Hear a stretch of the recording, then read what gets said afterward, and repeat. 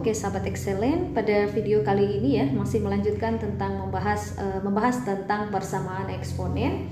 Nah, jadi pada video-video sebelumnya kita juga sudah membahas ya sifat-sifat untuk persamaan eksponen. Jadi di samping bentuk-bentuk persamaan eksponen yang telah dijelaskan pada video yang sebelumnya, ada bentuk persamaan eksponen yang lain. Jadi agar kalian lebih memahaminya, oke, kita perhatikan dulu sifat yang berikut. Jadi ada 3 sifat katanya. Jika Hx pangkat Fx sama dengan Hx pangkat Gx. Nah, jadi kalau kita perhatikan di sini bilangan pokoknya itu tidak lagi berupa bilangan bulat ya, tetapi dia juga sudah merupakan suatu fungsi, ya kan? Kalau pada sifat-sifat sebelumnya itu bilangan bulat ya. A misalnya pangkat Fx sama dengan A pangkat Gx. Nah, ini kan kalau kita perhatikan bilangan pokoknya itu adalah suatu yang merupakan suatu bilangan bulat. Tetapi kalau pada bentuk ini, bentuk persamaan eksponen yang ini, bilangan pokoknya itu juga merupakan suatu fungsi. Nah, kalau kita perhatikan di sini sudah sama-sama Hx ya, sedangkan pangkatnya yang berbeda dan pangkatnya juga dalam bentuk fungsi, yaitu fungsi Fx dan fungsi Gx. Nah, jadi kalau kalian menemukan bentuk soal atau bentuk persamaan eksponen yang bilangan pokoknya merupakan bentuk fungsi, pangkatnya juga fungsi, maka berlaku sifat ini. Jadi kalau bilangan pokoknya sama, ya sama-sama, tadi kan dia sama-sama memuat fungsi, tetapi bilangan pokoknya sama. Nah, jadi berlakulah sifat Fx itu akan sama dengan Gx, ini yang pertama. Kemudian Hx-nya sama dengan 1. Kemudian yang ketiga, Hx-nya nanti akan sama dengan 0, tapi dengan syarat Fx-nya harus besar dari 0, Gx-nya harus besar dari 0. Dan yang berikutnya, Hx-nya nanti akan sama dengan min 1 dengan syarat Fx dan Gx keduanya genap atau keduanya ganjil. Nanti supaya kalian lebih paham, nanti kita lihat di contoh soalnya ya. Nah, ini kita lihat dulu sifat-sifatnya. Berikutnya, kalau tadi bilangan pokoknya sama, yaitu sama-sama Hx, sekarang bilangan pokoknya berbeda. Dia juga sama-sama memuat fungsi, tetapi bilangan pokoknya berbeda. Justru yang sama adalah pangkatnya. Maka nanti Fx-nya akan sama dengan Hx, kemudian Gx-nya sama dengan 0, dengan syarat Fx-nya tidak sama dengan 0 dan Hx-nya juga tidak sama dengan 0. Nah, itu syarat Gx-nya sama dengan 0 tadi ya. Nah, ini sifat yang kedua. Sifat yang ketiga adalah jika suatu fungsi tersebut atau suatu persamaan eksponen tersebut ya, Fx pangkat Gx nilainya adalah 1, maka Fx nanti akan sama dengan 1, Fx sama dengan min 1 ya, dengan syaratnya bahwa Gx itu adalah genap, adalah fungsi genap maksudnya ya, sedangkan Gx itu sama dengan 0, maksudnya nanti Gx ini juga akan sama dengan 0 dengan syaratnya itu adalah Fx-nya tidak sama dengan 0.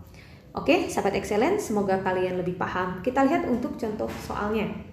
Oke, kita lihat untuk contoh soalnya. Katanya, tentukan himpunan penyelesaian eksponen berikut. Nah, oke, sahabat Excellent, kita perhatikan di sini, lihat ya, bilangan pokoknya bukan lagi merupakan bilangan bulat, tapi sudah merupakan suatu fungsi. Ya, kalau kita lihat di sini, bilangan pokoknya sama, justru yang berbeda itu ada di pangkatnya. Sifat mana yang kita gunakan? Yaitu katanya tadi apa? Jika Hx sama dengan Hx pangkat Fx sama dengan Hx pangkat Gx, ya kan? Maka nanti Fx-nya akan sama dengan Gx. Kemudian yang kedua, Hx-nya sama dengan 1. Terus Hx sama dengan 0 jika Fx-nya besar dari 0 dan Gx-nya besar dari 0. Yang berikutnya, H atau Hx-nya sama dengan min 1 jika Fx dan Gx keduanya ganjil atau keduanya genap. Nah, oke, sekarang kita lihat ya maksud dari sifat ini. Nah, jadi karena bilangan pokoknya sama dan membuat fungsi juga dan berupa fungsi juga, kita bisa langsung gunakan sifatnya yang ini. Kita cari satu-satu dulu. Kita cari yang pertama untuk Fx sama dengan Gx-nya. Nah, berarti yang Fx tadi berarti pangkatnya ya. Berarti yang sama di sini adalah E kuadrat dikurang 5 sama dengan GX-nya 2X ditambah 3. Ya. Nah, kemudian kita selesaikan. Kita kelompokkan X kuadrat. Nah, ini kan ada 2X, kita pindah ruaskan dikurang 2X. Di sini ada min 5. Oke, 3-nya pindah ruas jadi negatif 3 ya, karena di sini positif sama dengan 0. Jadi di sini 0 karena warga di sini udah pindah semua ke sebelah kiri, ya kan? Nah, maka kita dapatkan X kuadrat dikurang 2X dikurangkan 8. Hasilnya adalah 0.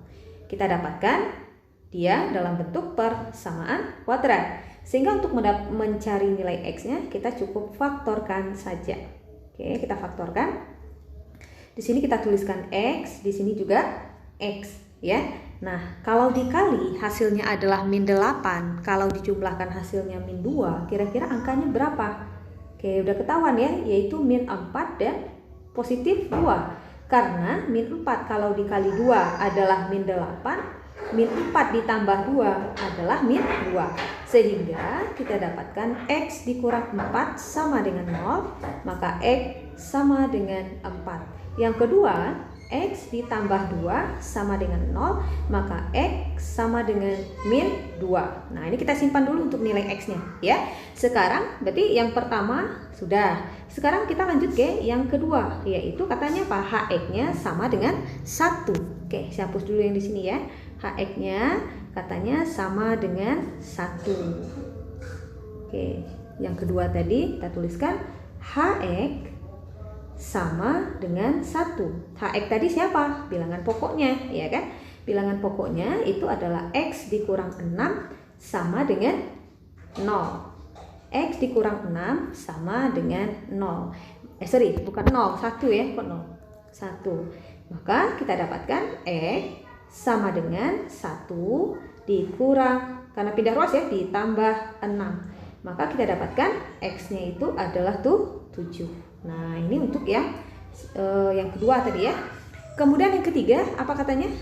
HX sama dengan 0. Ya, HX sama dengan 0 dengan syarat Fx-nya besar dari 0 dan Gx-nya besar dari 0 juga. Ya, oke, ini kita hapus dulu ya yang syarat yang terakhir tadi. Oke, kita tuliskan ulang. Syarat yang berikutnya adalah HX-nya HX sama dengan 0 dengan syarat apa tadi? Fx-nya besar dari 0 dan Gx-nya juga besar dari 0. Oke, kita masukkan HX-nya tadi adalah bilangan pokoknya, berarti X kurang 6 sama dengan 0. Maka kita dapatkan X-nya sama dengan 6. Jadi 6-nya langsung pindah ruas. Sekarang kita cek. X yang kita dapatkan ini kita masukkan ke fungsi Fx-nya dan ke fungsi Gx-nya. Karena kita ingin melihat apakah dia besar dari 0 atau tidak, ya kan? Fx-nya siapa tadi? Nah, ini kan Fx-nya yaitu X kuadrat dikurang 5. Nah, sekarang kita masukkan nilainya.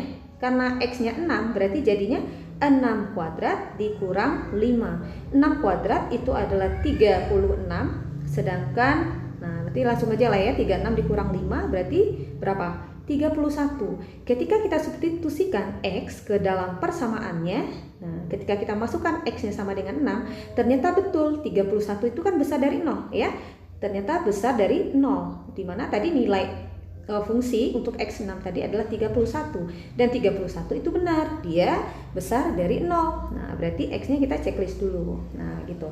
Kemudian kita cek lagi untuk Gx-nya. Gx-nya berarti pangkat yang di sebelah kanannya, berarti 2X ditambah 3 ya. Kita masukkan lagi 2 dikali X-nya berapa tadi? 6 ditambah 3. 2 kali 6 adalah 12 ditambah 3. 12 tambah 3 itu adalah 15.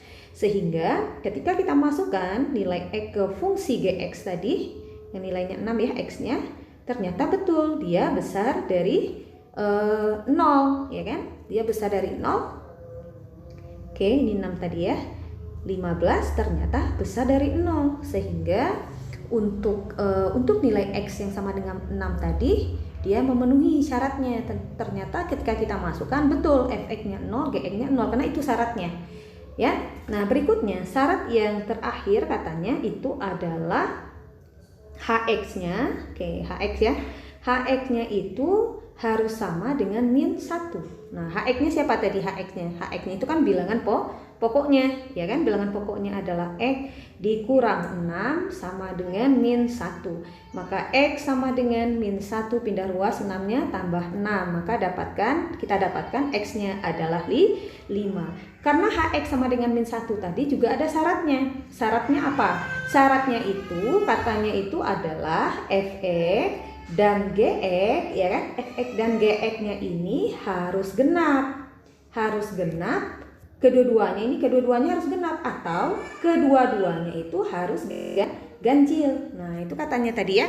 Sekarang kita substitusikan lagi nilai X yang sudah kita dapatkan ini ke fungsi Fx-nya. Coba kita masukkan.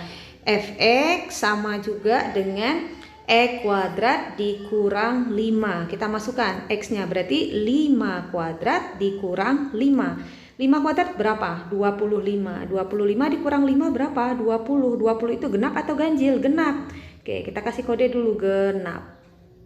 Sekarang gantian. Fx sama juga dengan gantian ya.